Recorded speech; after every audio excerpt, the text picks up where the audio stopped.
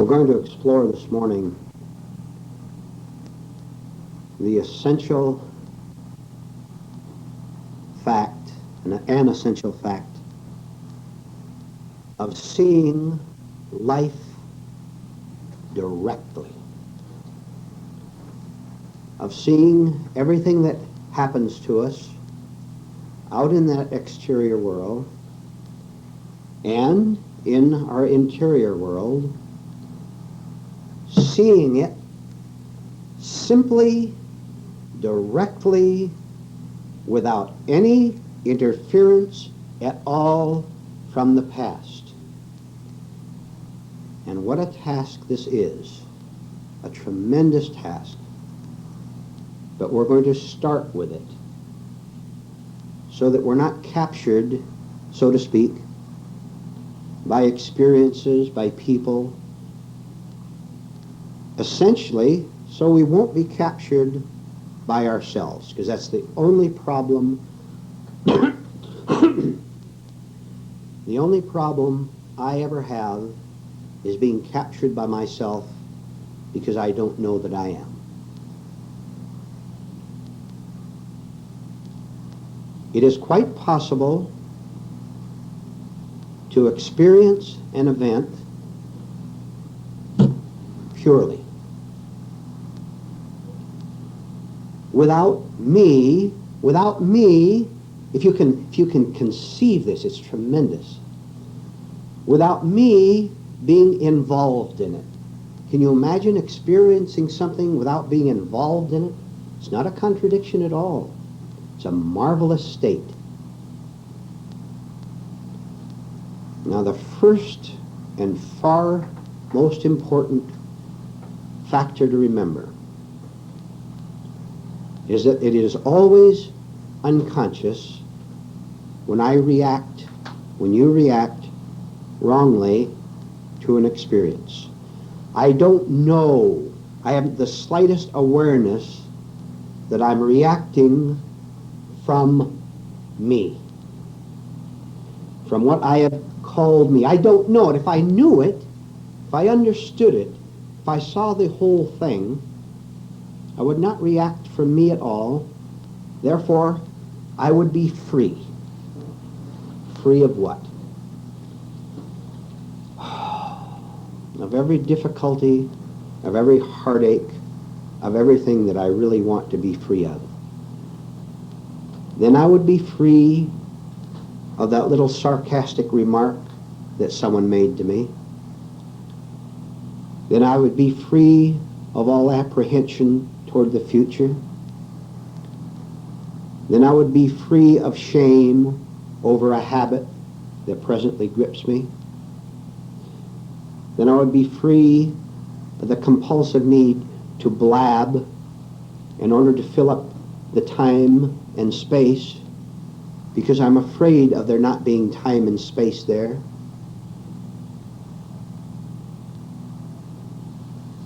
And I would be beautifully free of what you think of me. And we'll emphasize that a little bit. Are you aware, follow with me and ask yourself this question, are you aware of how even when you come into this room or with relatives or down at work, do you have the slightest awareness of this unconscious self-guard that you have put up, which determines, like a dictator, the facial expression that you put on when you meet this person, the gestures that you make when you meet them, the emotional reaction that you have,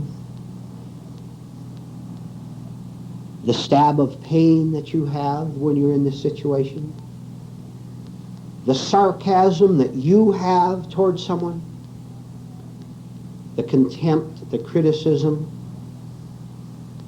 the dishonesty. Are you following? Are you aware of how you are a slave to one word, to one facial expression of another person, or of a circumstance, of a condition? Because the first reaction we have in an uncomfortable condition is self-protection. Now I want to take a big leap with you and ask you to do something. Ask you to do it in the right way, because there's a wrong way to do what I'm going to ask you to do. We'll come back to the main thought in a minute. Can you determine right now, this morning, as you're sitting here, that you will no longer care what other people think about you, which is a right aim? You're no longer going to care, and I'll explain this because it's more complex than it appears. You're no longer going to care if they look at you and you were 60 years old and the other people in the room are only 25 or 30. You're not going to have an unconscious comparison with them and feel bad about it. You're not going to care that they see that you are 60 and they are a lot younger. You're not going to care that they see through you in some way. Maybe they see through your nervousness. You're not going to care about that. Rise up and rebel against it, so that you can start to destroy everything that is false, that is wrong, that is erroneous in you, that has made you a slave to people who are younger than you, who are more successful than you, who are better looking than you, who have nicer figures than you, so that you cease to be a slave of your own reaction, which is all it is. Start with the broad general aim that from this morning forward, you're not going to care what other people think about you. And what a relief that will be, that you don't have to say the usual things you say to make yourself appear acceptable to them. You don't have to be guarded in your conversations or your relations with them in general. You don't have to be guarded anymore. Aren't you glad you don't have to be guarded anymore? That if they say, I don't like you anymore, that's just fine with you. Or if they say, I don't want to be your friend anymore, I'm going to leave you, that's just fine with you. That's their life. Let them do what they want. But now I have to ask you again, do you have the slightest awareness, the slightest consciousness of how you are not your own man, your own woman, when you go out into the world, or when you're at home all alone? Because they're both the same. You can be just as much a slave to other people sitting at home alone as when you're out with them. Because your mind is running all these little conversations, protective and assertive and glorifying. You're running all these little phrases through your mind. Do any of you talk to yourself all day long, huh? What do you say to yourself? Watch it. And all this is hell, isn't it?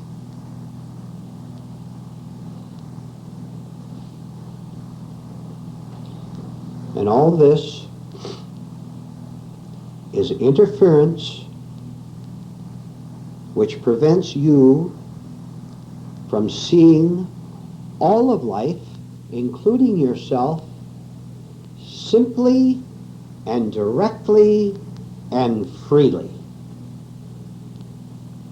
so that the experience of meeting another person or of reading a headlines, whatever it might be, is met purely by you, by the liberated you, and then forgotten,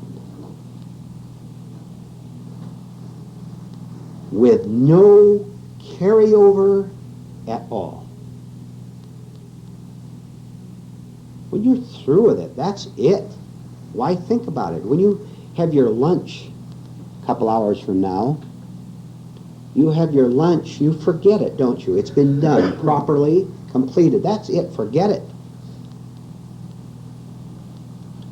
We can't do this with an event, with a contact with another person, because we are still there to carry it over and to suffer from it.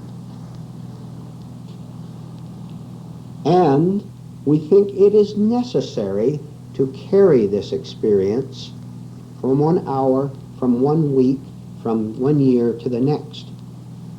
Watch how easy this is to prove. Think of an unhappy or heartachy experience that you've had in the past. Deliberately, right now, this is deliberate thinking, think about this unhappy experience at school, in a relation with another person, at work. Think about some unhappy experience right now. And you will see that it still has you. Not now, because you're still looking at it deliberately. But walking down the street, it may come back into your mind, or when you're falling asleep or waking up, it will haunt you. We have a phrase, which is the title of one of the tapes, I believe, and I know, which is, drop it.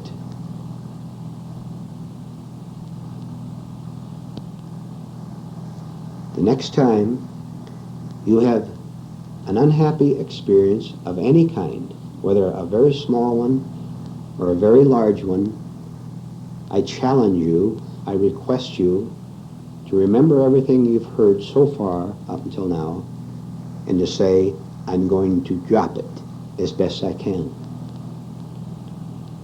Which will get the past out of the way, which will get the false you out of the way, which will free you from the pain of the experience totally.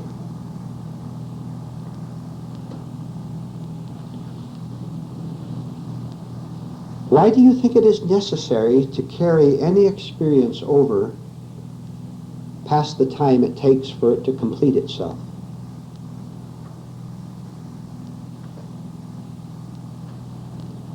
Simply because we're still carrying ourselves around.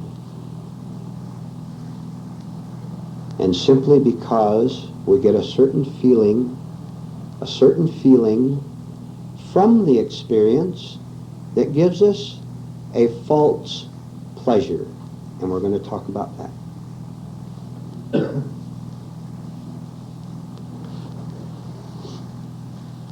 How many of you suffer in any way? Anyway.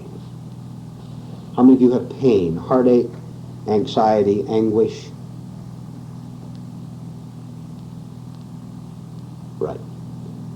This, each one of you, all of you nodded. For those of you listening to the tape, everyone nodded. I'm sure some nodded internally, if not outwardly. This pain, this heartache, this fear, this anguish, this tension, this nervousness is false pleasure.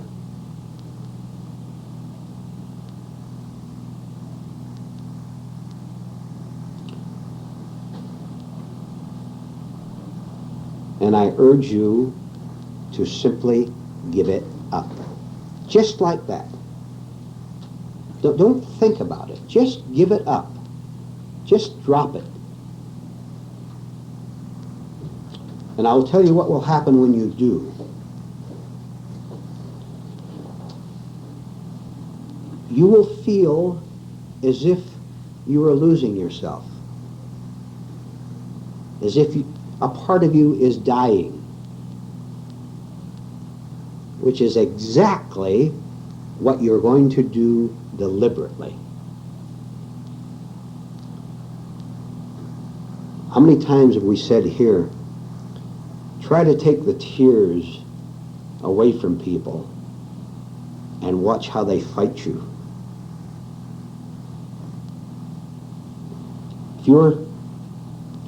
If you are suffering from anything at all, including what people think of you, tension over what people think of you, thinking that they talk about you behind their back, which they do, by the way,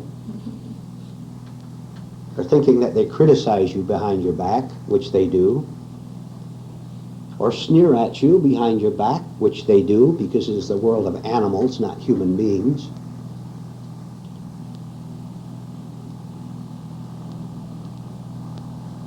Who's there for them to talk about?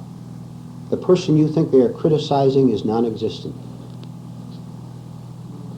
Kept only in place by my own wrong identifications and labels and phony ideals, or yours.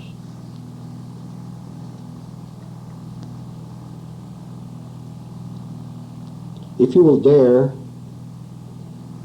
to go a little deeper into this idea of false pleasure and see that this is what you are doing against yourself, this will be a stage in which you can, for the first time in your life, be willing to give up the, get this, just get it, it's fantastic. You will be willing to give up the pleasure of pain. And I will guarantee you, if you even get to this stage where you're willing to drop your pain, just like that, you will have done something that very, very few human beings ever come to, ever succeed in doing. Not that you should have vanity over doing that, but I'm just pointing it out to you. Do you know why a free human being doesn't really have pain such as we're talking about? Because there's no entity, no person there to experience it. To live in anxiety and nervousness over what others think, or over the future, or over everything else, simply means one thing and one thing only. That I do not realize that I've lived from a false sense of self all my life. I haven't grasped my enormous error up into this point. Here I am, how old? 30, 50, 65. Did any of you compare your age with what I just said? And see, that's where the mind works. I haven't seen my error up until now. But all of you listening to me here this morning, and those of you listening to this tape, you had better thank heaven that at this point in your life, you have seen the terrible mistake you have made at last.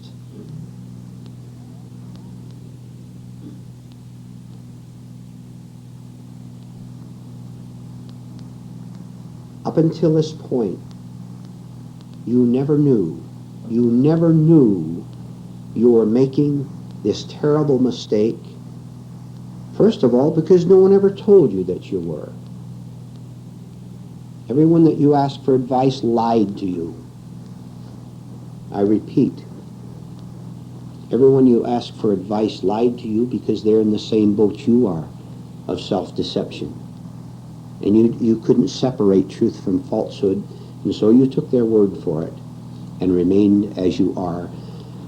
Isn't it astonishing? We don't get it.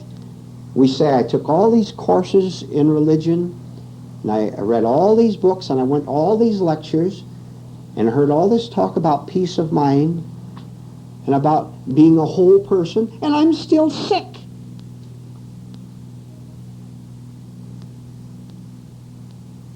And so, the only thing left to do, I say, is to hide it, to pretend that I'm whole. But I know I'm still sick. I know it. But everybody else is pretending. What am I going to do? I just have to join the lying brigade.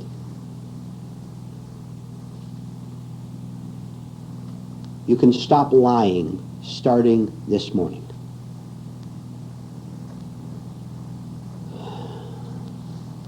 You can stop pretending starting this morning, because this morning you have been told certain fundamental facts by which you can end heartache and end pretense and end lying and end self-deception and end fear. Now you can start with that.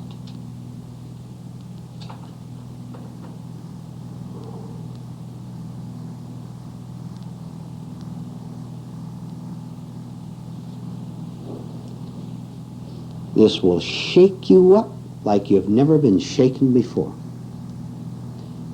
And I will tell you that you will want to run away. And I will tell you, if you were composed of 100 different parts inside of you, I will tell you that 99 of the parts will run away. Because these 99 false parts fear what you are hearing this morning. They want nothing to do with it. And you can sit here, and one of those 99 parts can sit and nod your head in agreement to all the things I'm saying, agree to it, and you'll never come back.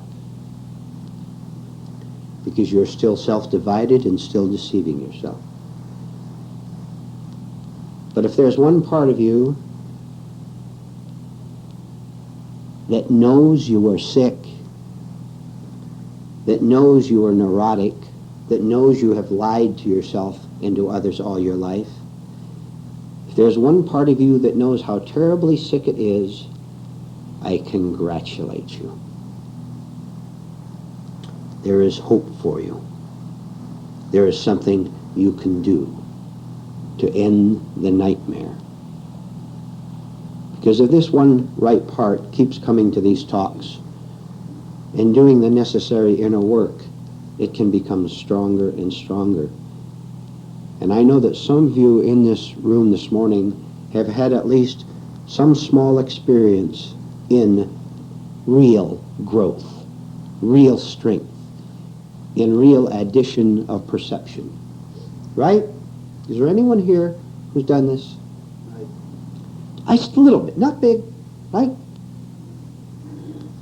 So, to finish in a moment, let me emphasize the point that we started with. Make up your mind that every experience you have during the day, and we all have hundreds of them, don't we? Internal experiences and external ones. And I'll put it just as simply as possible so we don't miss it. Make it your aim as part of your inner work, part of this one part of us that wants to wake up, that every experience, including the ones we're going to have when we stop for a break in a minute, every event, every experience, talking with someone, with the boss at work, whatever it is, a sex thought, a thought about money, a guilt thought, no matter what the experience or event is, you're going to learn to see it clearly instead of responding to it mechanically and negatively. Now listen carefully. To see the experience instead of reacting to it means to be one with the experience, instead of there being a you here that is responding to it. Instead of there being a negative part here that says, I must smile at that man or at that lady. I must smile because I want them to think I'm pleasant and agreeable. Instead of there being a part of you that has motivated behavior, there is another part, a whole part, that sees the challenge all right, that sees the thing coming up, but responds without division, without motive, without guile. How's that? Without guile, without unconscious cunning, so that there's no reaction at all. You see, if I treat you with cunning and guile, I will have a response. I'll have a dozen of them. I will feel guilty. I will feel ashamed. I'll feel, I wonder if my act went over with him or her. I wonder if I'm going to get what I want from him or her. All this is on the level of thought, of reaction. From now on, I'm going to understand what it means to react purely without me as a reactor being there, so that the event is handled correctly, purely, and I am done with it. I don't carry it around. I don't carry it around in the form of guilt or of self-congratulations or of running a mental movie through my mind of how wonderfully I handled you, how my phony self-image was kept in place by my magnificent stage performance. Then I can walk in and out of life wherever I am, down at the business office or at home or with my relatives that I visit once a year or whatever, and not be a troubled human being.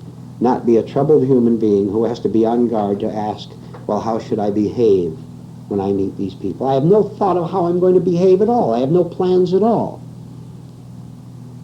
Then when I meet them, I handle it right because there's no planned thought of how I should behave in order to protect me, because there's no me there anymore. It has died. It has vanished through self-understanding, through a lot of self-work, hard work.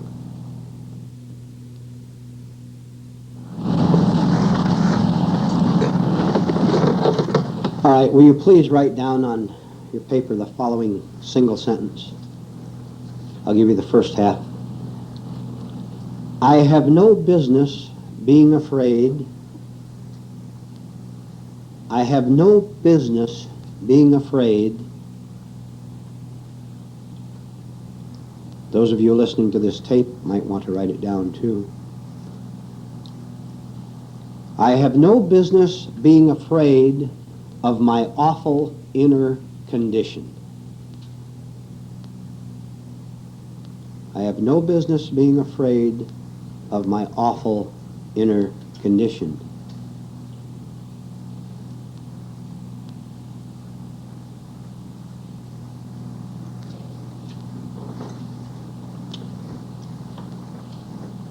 You know, it is not possible for any of you, and not right, really, for some reasons, to mention publicly how terrible your inner state is. But you know it, don't you? Don't you? Huh? You know those raging thoughts you have of hatred toward other people, which you justify, and you say you have a right to them? You have a right to hatred? That's saying you have a right to destroy yourself, which you were doing.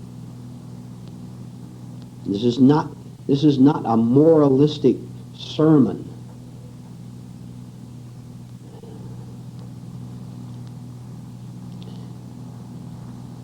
As best you can, and it will be governed by as much real courage as you have, you dig into that cellar of your mind and look at all the raging things that are down there.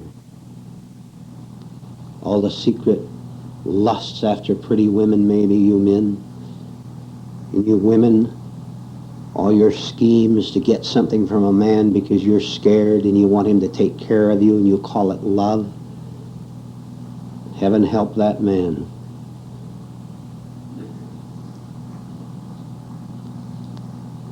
It's pretty bad. But do you understand the sentence I've just given you? Can you put everything together? If you are afraid of that terrible inner condition, which you are, you keep it in place. Because the fear of the state is not only on the same level, but every time you fear something, because it is on the same level, you seem to confirm its necessity and permanence.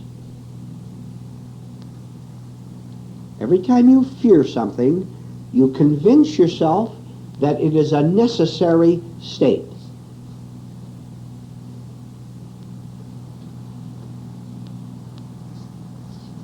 Where do you get this fantastic egotism, vanity, of thinking that the world revolves around you?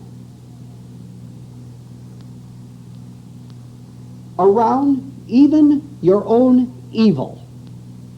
Your evil is a fact, but it's not a necessity. But as long as you want the world to revolve around what you call you, you will love your evil and justify it, and you'll destroy the world and yourself, because they're both the same.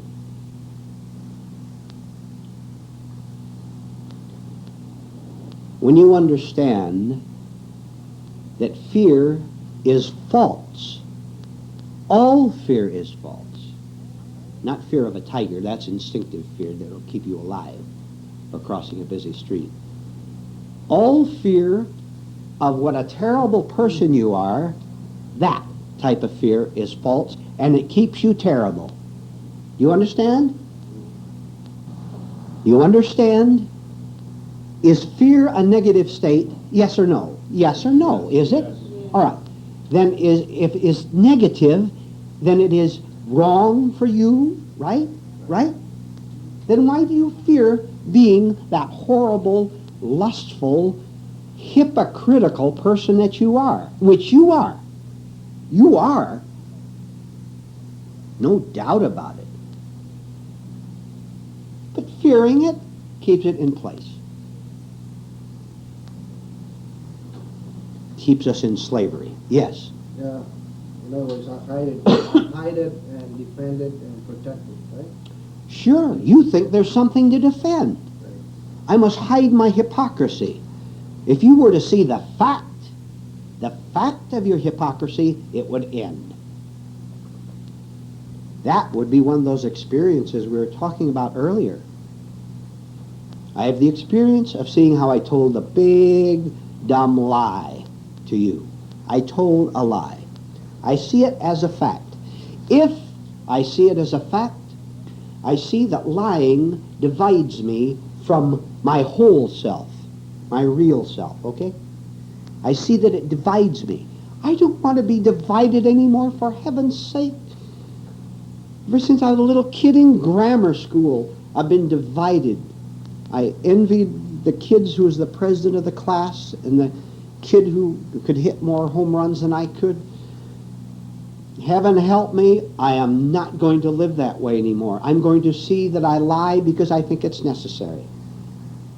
Someone told me that lying is no longer necessary, that this person I lied to in order to feel secure, it's not necessary to lie in order to feel secure, because the person I'm protecting is not there at all, not really. It's made up of my own illusions. I don't have to, thank heaven, I don't have to be president of the class, or I don't have to hit more home runs than you anymore. I'm getting off of the insane merry-go-round where everyone is pretending. I'm getting off. And you know what? To carry the illustration, a merry-go-round with the mad music clamoring in your ears, if you decide to get off it, you have to jump off. And you'll take an awful tumble for a while. You see the illustration. And you'll jump off and you'll keep rolling for a while, and you'll roll into the bushes and get bruised a little bit and sprain your back a little bit maybe. But you will be off. And you'll say, thank God I didn't go one more day staying on that thing with all those other insane people, and I say other because I was one of them. I'm not staying on there anymore because, thank God, I see that it is not necessary to be insane pretending I'm sane. Thank heaven I took that jolt in getting off in order to get off. I didn't know it was possible. And if someone had told me this 10 years ago, I wouldn't have believed them. Because when I am living in untruth and someone tells me the truth, I can't see it. I can't accept it. I'll ascribe all sorts of false motives to them to begin with. What does he want from me? What does he want? Because all the other con men wanted something. What does he want? So finally, when I run across a source of truth, I'm suspicious of it. Not only that, but I enjoy being suspicious because I really don't want the truth at all. I want to remain being a big liar because I think that keeps me in place.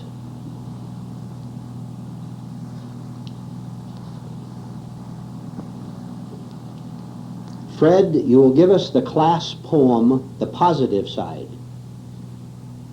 The positive side is, if I can take it, I will make it. Sally will repeat it. If I can take it, I will make it. And Joan will say the same thing on the reverse negative side. Right. If you, I, we, if we can't take it, we won't make it. Yeah, let me emphasize that one. If I can't take it, I'll never make it. Okay, it's up to you. Stay on the mad merry-go-round.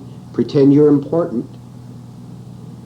And suffer hell every night when the party's over. We're getting off. It's going to hurt, right? Woo, it's going to hurt. But we're going to take it.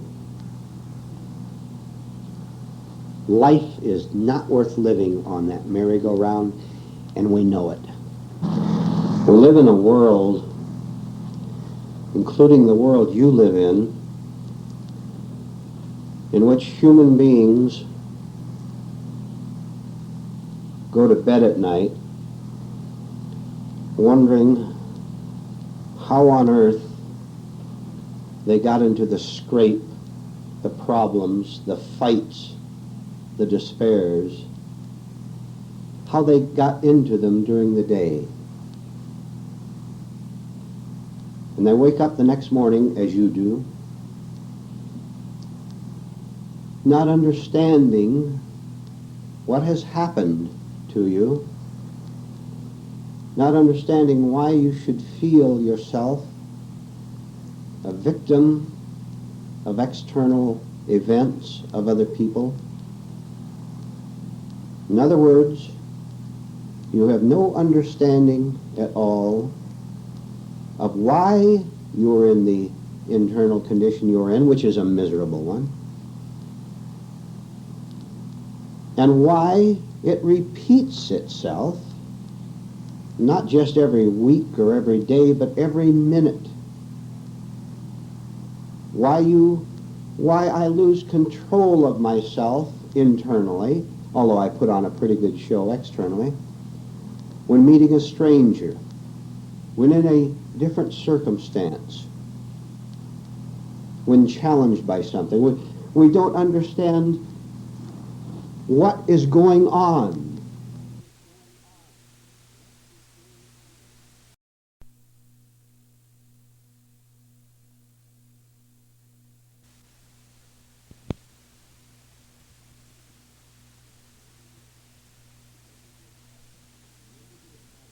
I'm going to give you a project for tomorrow, and you would make it a good lifetime project, by the way,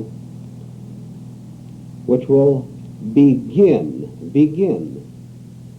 to give you an idea, begin to tell you why you're in the negative state you are, and very importantly, why you cling to it. In short, why you love your own misery, which you do or you wouldn't stay in it. And you love it because you don't know anything else. Not only that, but if someone tells you about some other way to live, the wall goes up and you block it off because it's too challenging, too frightening. Because the last thing you want to do and the world wants to do is to think in a new way, to break out of the old patterns of thinking into a totally new way which you cannot imagine, which is not on the level of imagination, but which you can find and which can be experienced, which can be lived right down at that business place where you work, or in that home where there's so much quarreling, or in that internal world of confusion. Take paper and pencil, please, and we'll begin. Do this for tomorrow, please, and then I'll explain a little bit why you're going to do it. I want you to write a series of sentences of your own, and I will give you examples so it's quite clear to you. Then you can ask questions if you have any. Here is an example of what you're going to write down. And you can write this down as examples to give you the idea. Self-ignorance causes confusion, period. Self-ignorance causes confusion, period. Next sentence. Confusion causes impulsiveness, period. Confusion causes impulsiveness. Impulsiveness causes mistakes, period.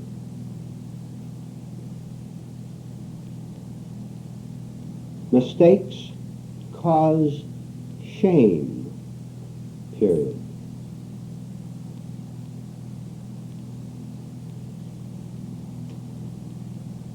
Shame causes self-condemnation.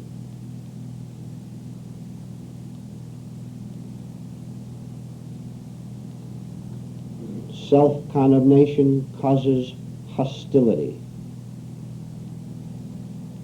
All right, we'll leave it there as examples. I think you're halfway on to what we're doing here. Now, you can take that hostility and add to it, can you not? What does hostility cause? Defensiveness, fear. You try to be hostile without being afraid and see if you can do it, and you can't. All right. You take a nice, fresh page, and using this as example, start with new phrases, new words, and continue until you have a minimum of 10 pairs. A minimum of 10 pairs. You do this, and don't hesitate to connect it very personally with the way your life unfolds. Now, what are we doing? Bring them tomorrow and read them to us if you wish to volunteer to do so, either seated where you are or standing up in front, and then we'll discuss them perhaps afterward if we have time. The main thing is for you to do this in order to understand something which very few human beings on earth really understand, though they will be quite sure they do, which is this: cause and effect.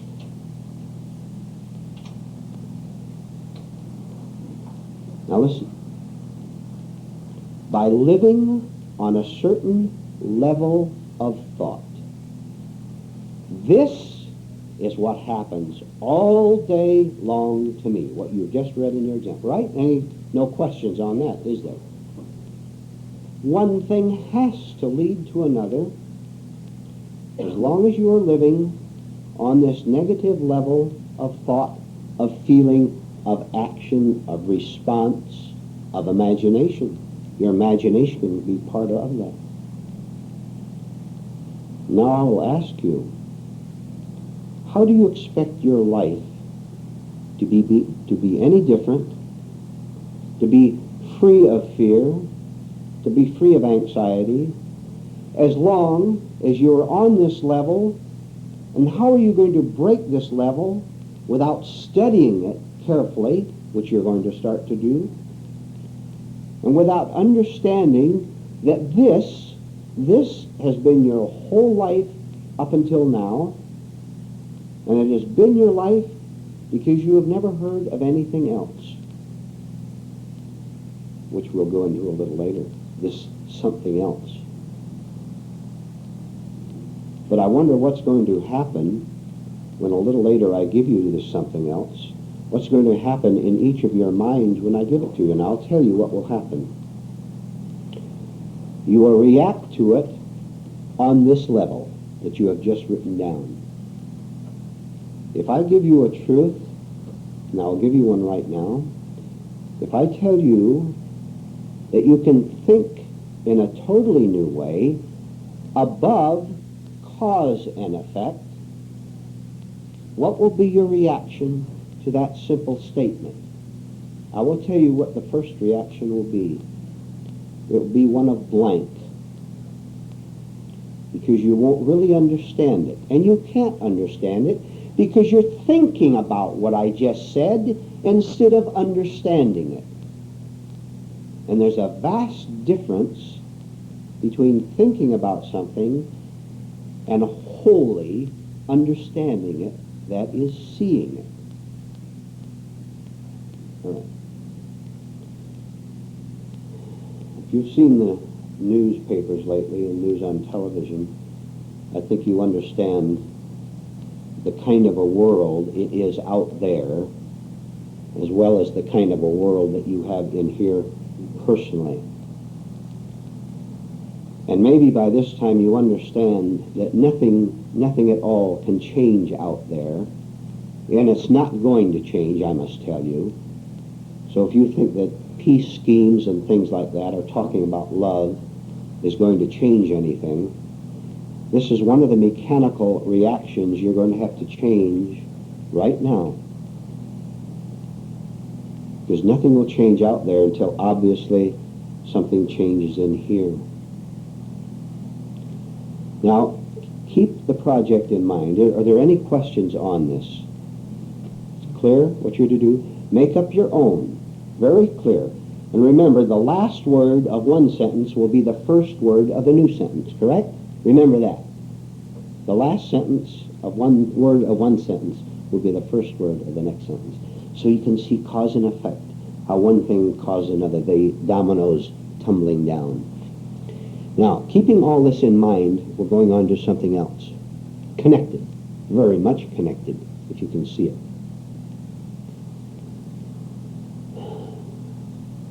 This is a world where all human beings, except maybe a few rare people who have found the way out, where all human beings unconsciously worship ideas.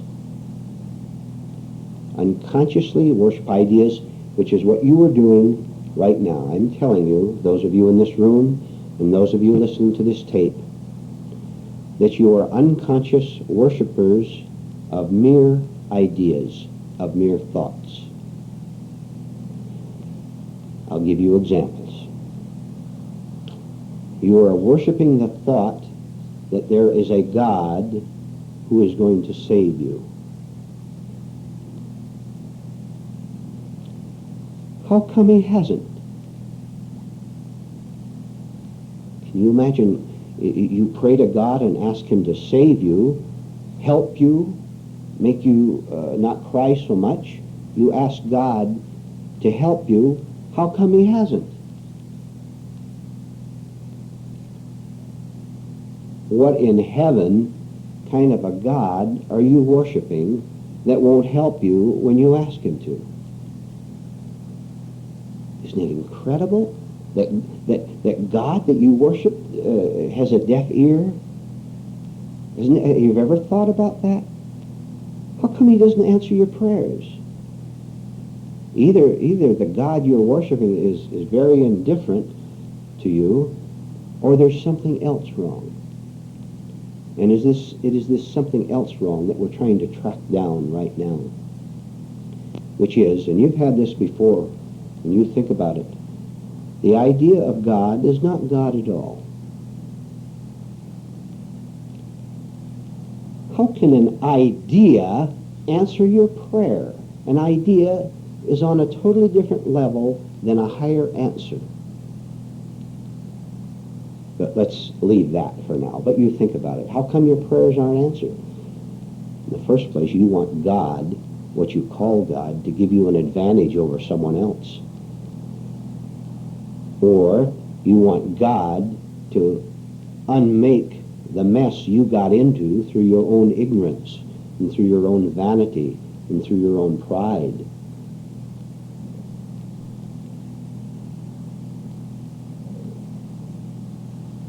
One of the worst things that can happen is to have an accidental answer that we attribute to God, because now we're even further into the illusion that if I pray in a certain way, God will answer this prayer. He will heal me physically, for example.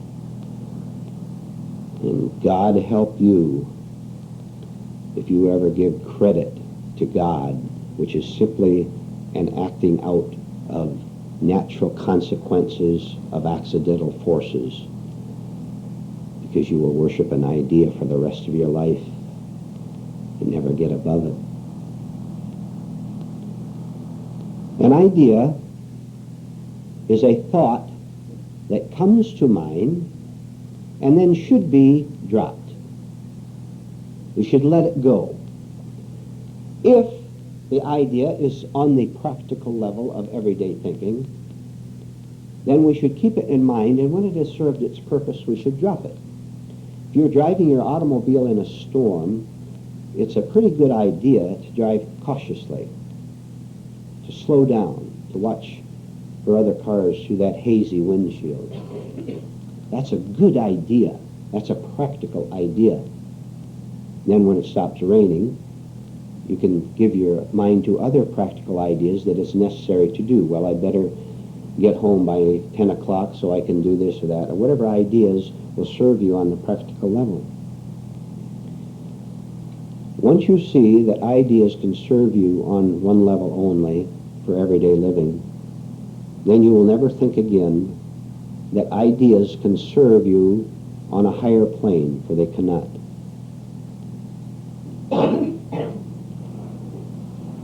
But if I identify an idea with my idea of myself, I will cling to that idea and worship it, which is nothing else but self-worship, which is my hell.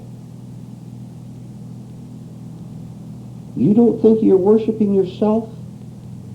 This is a very profound thought. Now divide it in two for you.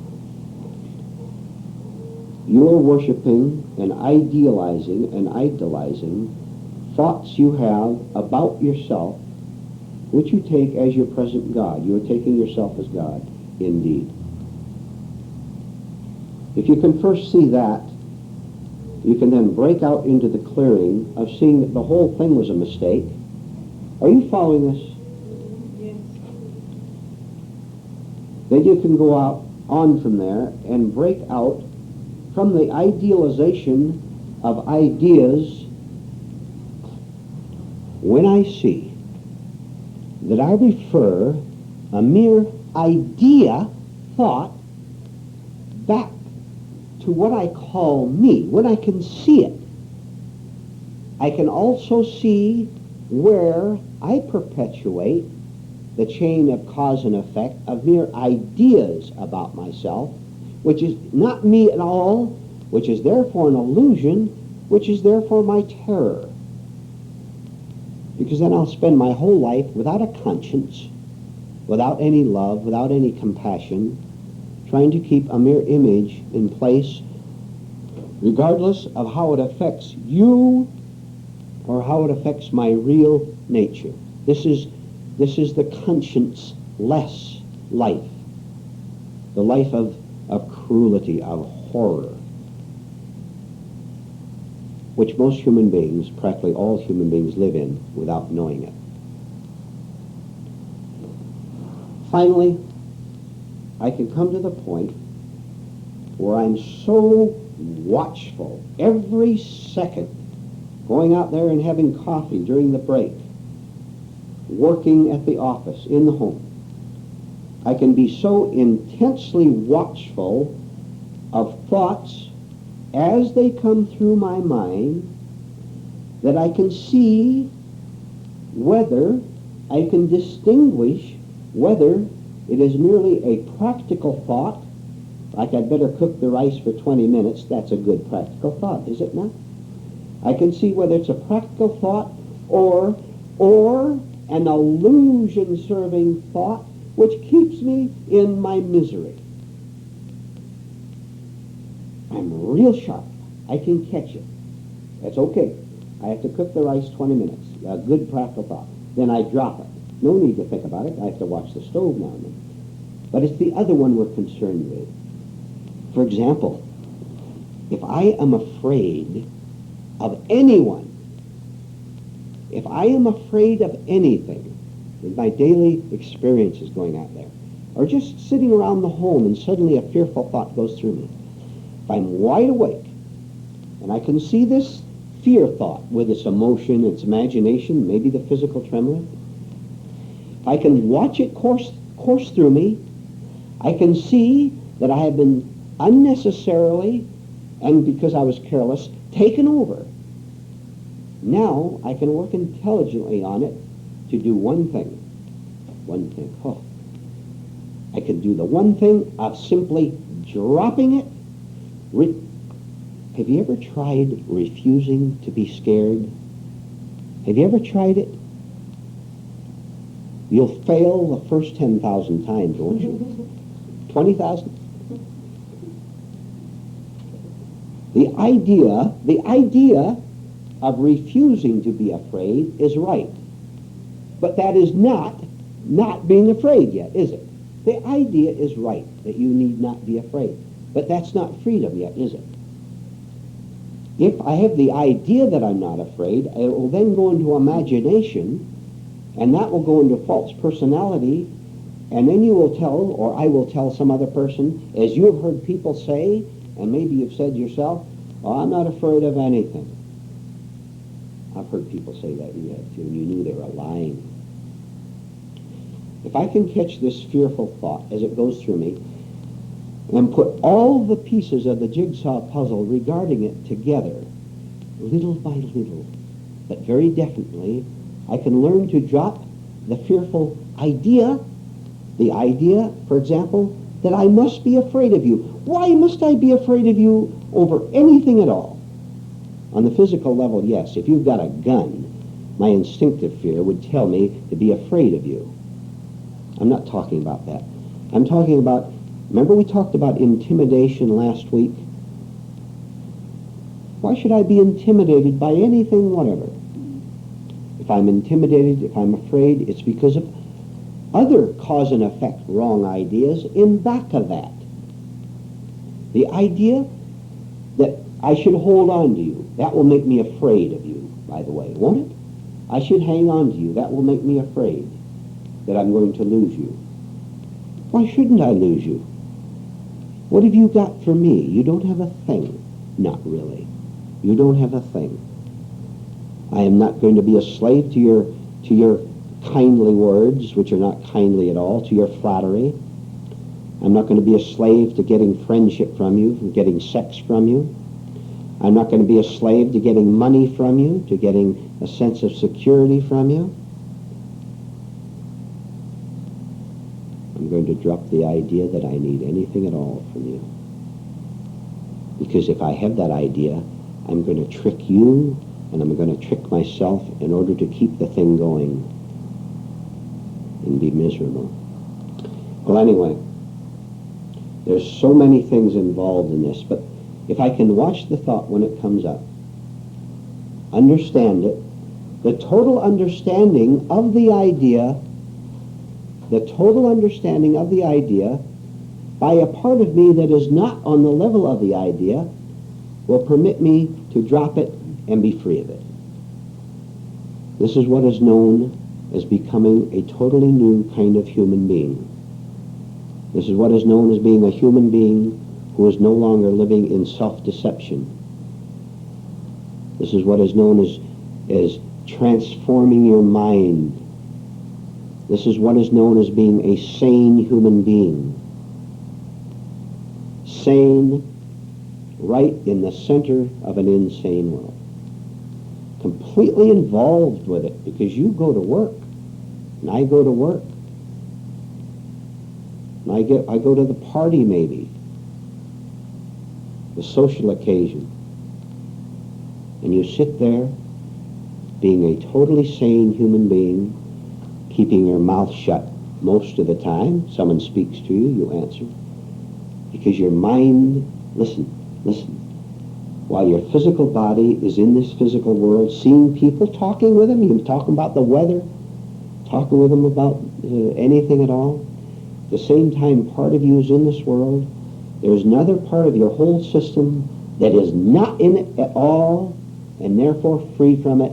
And this is not a theory, this is not a lecture, this is a fact which every one of you in this room can achieve personally if you will work hard enough, and if you will not be afraid to face the fact that you have not found it yet, which you haven't. If you will not go into imagination, if you will not run away, if you will go away from here, there's one chance in a million you will ever find another group where you will be told the truth. You go to other groups and you'll be lied to, most of them, not all.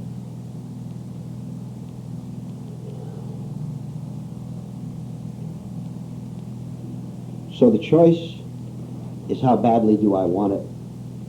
And am I willing to not, let me start over. This is very good, very important, very exciting. All of society, being a slave to all of society, every human being a slave, looks to the next person for a confirmation, asking, is this idea acceptable? Is it good? Is it practical? Is it popular? This morning, so far, you have heard dozens of truths, many of them new to you maybe. Now, and you've sensed it. I didn't say you accepted it. You have sensed it. Accepting is quite another thing. It takes long, hard work to accept because our resistances are so thick. But this is a start.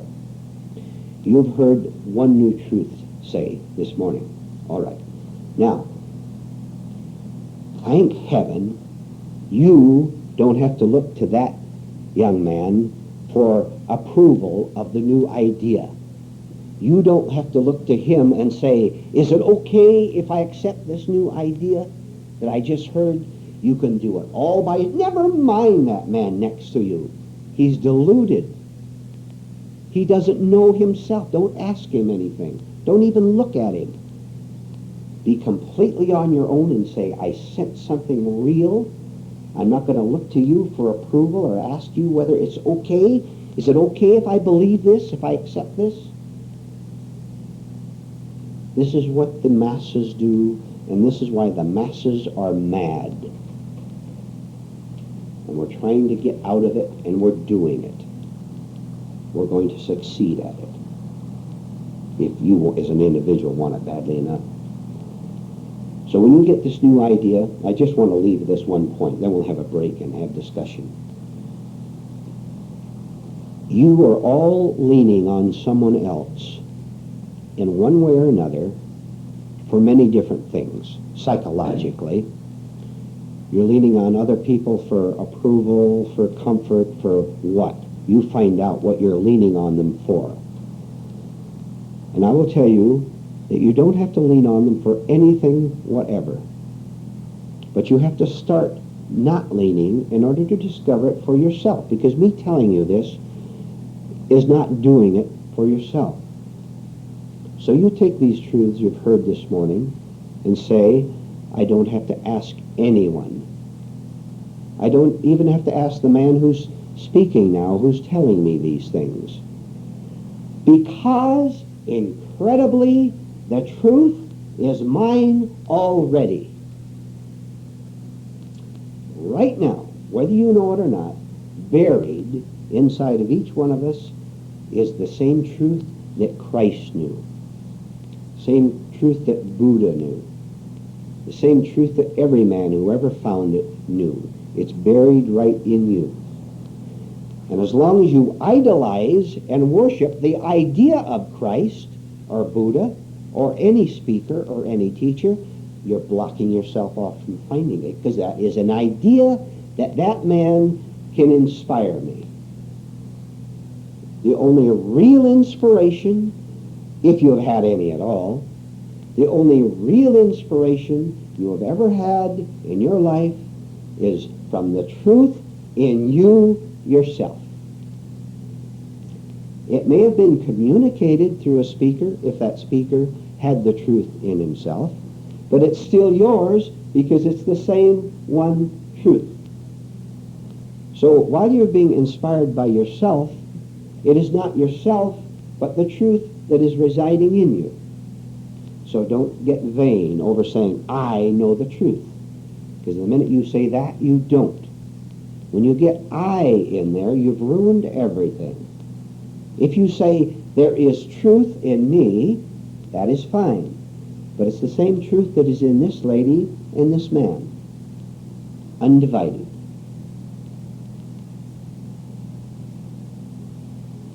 So, you can do it yourself. Now it's yours. With the help of the group. Right. Because it's so, we're so far off from the highway out on these detours, we do need help in getting back. And that is the purpose of this group and of the books and of the tapes. We're working together to help each other get out. And you'll make many mistakes. I can look around this room and tell each one of you where you've made terrible blunders so far. But I can't tell you directly because you would react on the level of cause and effect. Where if I tell you you've made very bad mistakes, not criticizing, not condemning, just pointing out, you see, I say you've made very bad mistakes, and that falls on the wrong part of you because you're not able to take it yet, then you lose the value of the lesson. So indeed, the more you're able to take, the faster you will grow. That is, the more you're able to get yourself out of the way so that the truth falls on truth instead of on you and your distortions and your delusions. You've heard enough this morning to work with for the next 10 years. Finally, we're piling on the work. We're loading ourselves so that we can, so it becomes hard. How can I possibly remember all the ideas? How can I do them? Good. Overload yourself. If you don't overload yourself, you won't get as much. Try to carry more than you can carry. This is how you learn to carry more, right?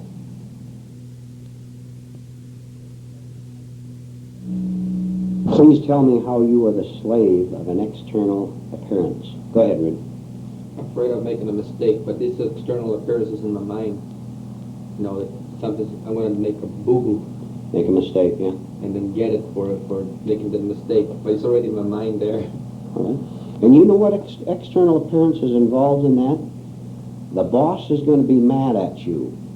The girlfriend is going to be displeased with you. Whatever. The fear comes out of making a mistake. What else? This the statement that you made about belief in an idea.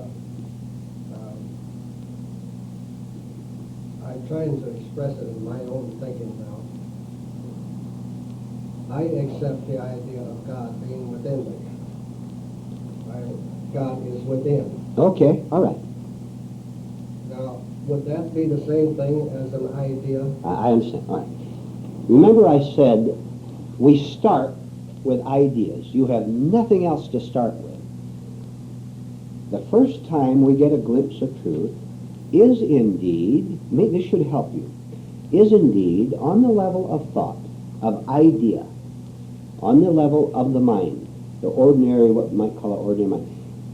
We have no other place to start because we don't know anything above that, anything that is whole. The mind is just a part. All right. If you tell me, sir, the kingdom of heaven is within, you are giving me an idea. Fine, as a first step, because that's the only thing I have to work with. If you told me you are a part of the kingdom of heaven yourself, that's still an idea, but that's a little hard for me to grasp. I can't get it yet.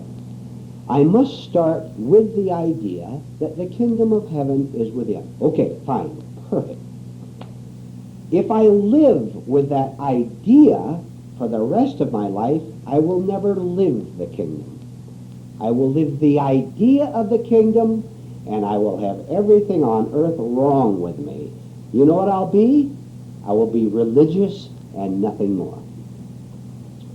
And I'll preach sermons and write religious books and quote the Bible and tell people that Christ can save you. And I will never have known that I've never saved myself. So what is necessary? It is necessary to go beyond the idea, which means I have to give up the me. I am a Christian. First place, I'm just bragging. In the second place, I'm telling a lie. Because when you say, I am a Christian, you're not. To call yourself a Christian is to call yourself a Christian. And I will guarantee you that if you call yourself a Christian and tell everybody possible about it, I don't want anything to do with you, because you will be very unchristian toward me and everybody else. Because you have the idea that you are a Christian. And I'm not condemning you for it. I'm telling you that you don't know that there's something beyond the idea. All right, I start with the idea that the kingdom of heaven is within. But that is on the level, the same level as me. Therefore, I am a Christian. I am a child of God, which is egotism yet. When I can take the idea that the kingdom of heaven within as an idea, then die to all the vanities connected with it, what happens? The idea vanishes, the thought, the label, the identification that I am a Christian vanishes, and I become whole. Capital W. Then I am a Christian in the real meaning of the word. What is the real meaning of the word? To not be cruel, to not be hostile, to not have to convert you to my belief, because my label depends on converting you. See, God does not try to convert anyone. He has it made. When I have it made, I don't have to convert anyone. I don't have to persuade anyone. I can tell you, you can tell me, and we can discuss, but there's no need to pressure you. There's no vanity behind it. I'm using words to explain things which cannot be explained with words. You see the limitation? However, we can go a long ways. And then you have to see it for yourself. If I have, all right, then I'll stop. If I have any vanity over my inner state at all, I have a manufactured state which keeps me in place. I am a good man. I am a Christian. I am a child of God.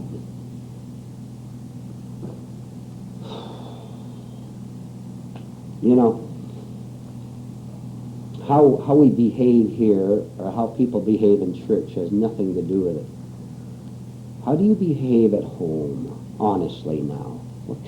How irritable do you get over little things when you don't get your way? Now you tell me whether you're a child of God or not. We're here to get the real article so that we no longer suffer from being the kind of a person I am, or that you are. I don't want to pay the price, do you? Do you want to pay the price of kidding yourself anymore? You can if you want. I don't want to. Do you? It's up to you. Okay, Larry. This man, Mr. Howard, gave me and you an idea in words, a project to do tomorrow. It's only a word and an idea, all right?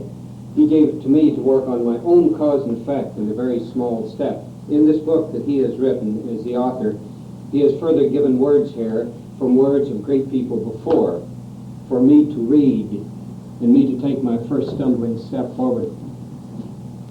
That's our project for tomorrow. All right, that's not bad. The ideas in the book, I guess you're saying, the ideas in the book are certainly a stage. Go beyond it. And it was brought out earlier, don't Don't idolize, don't worship anyone.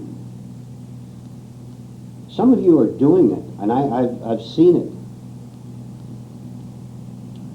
Learn from someone. As long as you're leaning on any other human being, you're robbing yourself of your own strength that you could have. And that other person, if he really knows the truth, would be the first to tell you this. If you find teacher who wants you to worship him or flatter him, can he really teach you anything?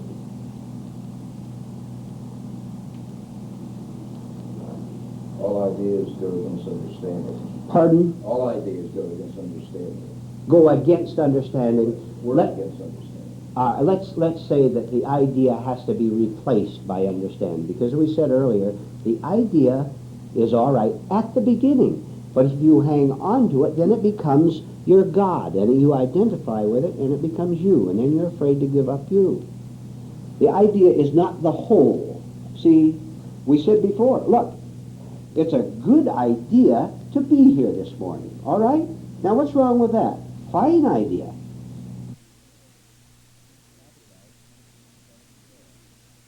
Copyright 1974. No portion of this material may be reproduced or sold without permission from Bruno Associates, Garden Grove, California.